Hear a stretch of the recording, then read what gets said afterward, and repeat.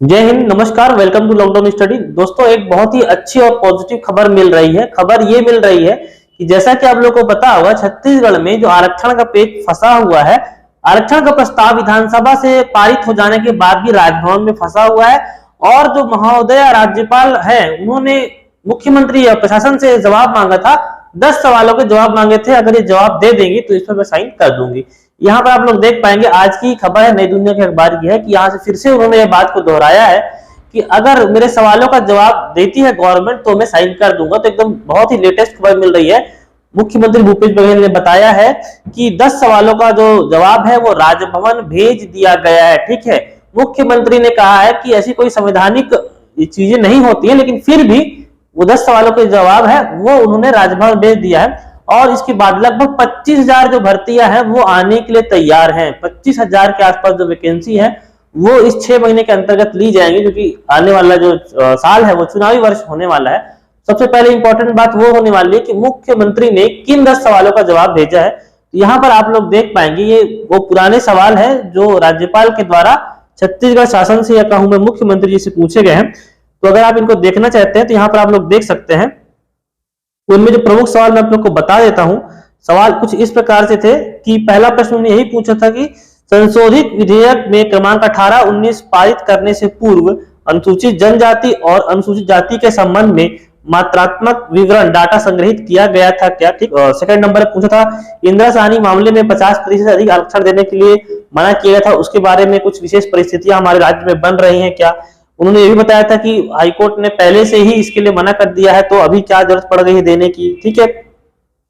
यहाँ पे 5वें प्रश्न में मंत्रिपरिषद महाराष्ट्र, तमिलनाडु और कर्नाटक राज्य में के आरक्षण के प्रतिशत का उल्लेख है और इनके लिए एक आयोग का गठन किया गया था क्या। छत्तीसगढ़ में इस प्रकार किसी आयोग का गठन किया गया है क्या। क्वांटिफाइबल डाटा जो की रिपोर्ट नहीं आई थी उसके बारे में इन्होंने कहा है। लास्ट देखेंगे यहाँ पर 10वां प्रश्न जो है वो एसटी को 32%, ओबीसी को 27% और एससी को 13%, इस प्रकार कुछ 72% आरक्षण का प्रावधान किया गया है। यह आरक्षण लागू करने से प्रशासन की दक्षता का ध्यान रखा गया है और क्या इस संबंध में कोई सर्वेक्षण कराया गया है।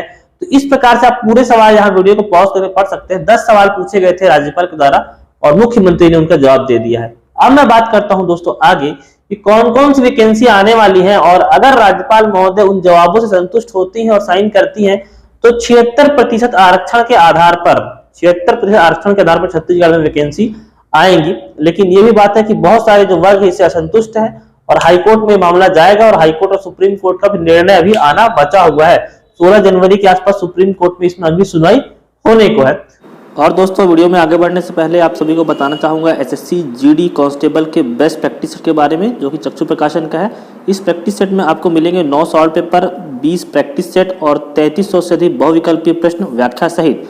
ये बुक है नवीनतम पैटर्न पर आधारित है और इस पर आपको देख पाएंगे यहाँ पे जो सिलेबस है वो बिल्कुल नए पैटर्न पर आधारित है। इसको लेने से आपकी तैयारी बहुत ही मजबूत होगी और सभी प्रैक्टिस सेट आपको यहाँ विषय सूची में भी देख सकते हैं। इसके अलावा दोस्तों, अगर आप लोग परचेस करना चाहते हैं एसएससी जीडी की गाइड भी परचेस कर सकते हैं। ये दोनों ही बुक चक्षु प्रकाशन की तरफ से निकाली गई है और एसएससी जीडी की अब तक की बेस्ट बुक है। तो अगर आपके अंदर देश सेवा का जुनून है तो चक्षु प्रकाशन आपके साथ है और डिस्क्रिप्शन में दिए गए लिंक से आप ये दोनों बुक घर बैठे ऑर्डर कर सकते हैं। तो मैं अब बात करता हूँ, यहाँ पर आप लोग देख पाएंगे कि जो 25,000 जो वैकेंसियां हैं वो कौन कौन सी हैं। आरक्षण विवाद के बीच नौकरियों की बाहर लाने की तैयारी हो चुकी है और यहाँ पर व्यापम के अध्यक्ष ने बताया है कि शिक्षकों सहित अन्य विभागों में भर्ती के प्रस्ताव को कैबिनेट से मंजूरी मिल चुकी है। 25,000 से अधिक पदों का यहाँ पे प्रस्ताव रखा गया है और शिक्षकों में इसमें सर्वाधिक जो 12,500 पद है, 12,500 जो पद है वो केवल शिक्षक के ही होने वाले हैं। उसके अलावा यहाँ पर 800 जो पद है वो सहायक प्राध्यापक और प्राध्यापकों के होने वाले हैं। डॉक्टर और पैरामेडिकल स्टाफ है 3500 के आसपास। होम गार्ड के 1600 यहाँ पद है। पुलिस सब इंस्पेक्टर के 1000 के पद है यहाँ पर। और वेटनरी फील्ड ऑफिसर है, मत्स्य निरीक्षक है, ग्रामोद्योग का बोर्ड है, उसको संयुक्त भर्ती परीक्षा पे यहाँ पे 200 पद है। वन रक्षक के 600 पद है। वन परिक्षेत्र अधिकारी के लगभग 70 पद है। पीएससी के यहाँ पे 210 पद है। महिला एवं बाल विकास विभाग में भी 300 के आसपास पद यहाँ पे बचे हुए हैं और अन्य विभागों में कुल मिलाकर 1500 और पद है। बस व्यापम इस चीज का वेट कर रहा है कि कब राज्यपाल महोदय साइन हो जाए, आरक्षण पूरे राज्य में लागू हो जाए और उसके आधार पर जो आने वाले समय में वैकेंसी निकाली जाएंगी।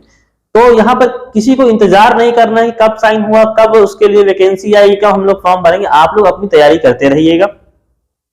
और दोस्तों वीडियो के अंत में हम लोग को बताया जाना चाहता हूं कि हमारे संस्थान लॉकडाउन स्टडी में मैथ्स और रीजनिंग की ऑनलाइन क्लासेस चालू हो चुकी हैं। जो भी अभ्यर्थी इसमें एडमिशन लेना चाहता है, क्योंकि हर व्यापम के एग्जाम में मैथ्स और रीजनिंग एक बड़ा पोर्शन होता है, ठीक है। पीएससी का सेकंड पेपर भी एप्टीट्यूड टेस्ट होता है, और जो स्पेशली एसआई की भर्ती की तैयारी कर रहे हैं उनका अगर मेंस के जो सिलेबस है वहां पर देख पाएंगे 200 नंबर के एप्टीट्यूड है मैथ्स और रीजनिंग मिलाकर के। तो जो भी अभ्यर्थी इसकी तैयारी करना चाहते हैं तो मात्र 699 रुपए में वो हमारे मैथ्स और रीजनिंग का कोर्स ज्वाइन कर सकते हैं। 2 महीने का कंप्लीट कोर्स होगा और लाइव क्लासेस आपको मिलेंगी। शाम को 7 बजे से लाइव क्लासेस अरेंज कराई जाती है। मिलता हूं आप सभी से अगले वीडियो में, तब तक धन्यवाद। जय हिंद।